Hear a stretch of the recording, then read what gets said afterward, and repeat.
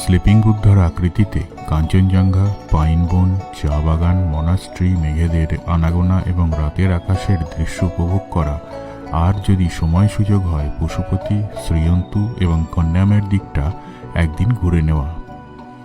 আপনার পছন্দের তালিকা যদি হয় এইরকম, সেক্ষেত্রে উচ্চতার সাথে শরীরকে মানিয়ে নিয়ে ভ্রমণসূচি এইভাবে সাজাতে পারেন নিজের হাতে থাকা সময় অনুযায়ী। হাতে যদি সময় থাকে 3 রাত্রি 4 দিন।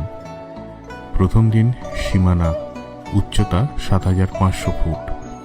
দ্বিতীয় দিন তুমলিং, 9620 ফুট।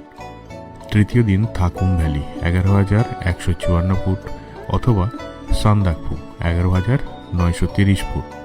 চতুর্থ দিন শিলিগুড়ি বা নিউ জলপাইগুড়িতে ফেরত। প্রথম দিন নিউ জলপাইগুড়ি থেকে সীমানা যাওয়ার পথে অথবা সীমানা থেকে প্রথম দিনেই ঘুরে নেওয়া যায় পশুপতি হয়ে শ্রীয়ন্তু, কন্যাম ইত্যাদি। হাতে যদি সময় থাকে 5 রাত্রি 6 দিন। প্রথম দিন সীমানায়, উচ্চতা 7500 ফুট।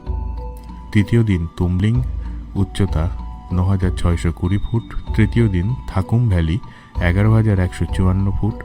চতুর্থ দিন সান্দাকফু, 11930 ফুট।